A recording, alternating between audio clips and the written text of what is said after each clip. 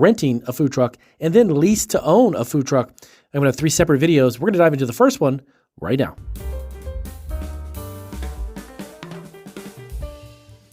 All right, so welcome back to Food Truck Freaks. We are YouTube's food truck business entrepreneur channel, premier channel. Actually, we are all about dedicated to launching food truck businesses, giving you tips, tricks, pointers, and information to help you get up and running every single state in the United States and even globally.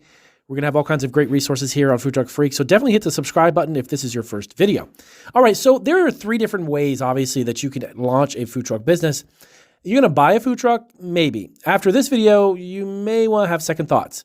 But I'm going to explain to you the process of buying one, some of the things you need to do, plus some pros and cons. I'm going to give you 5 pros and 5 cons about actually purchasing one. Then video 2, we're going to discuss a little bit about renting. Yes, believe it or not, you can actually rent food trucks. You may not necessarily need to invest a lot in them and buy them.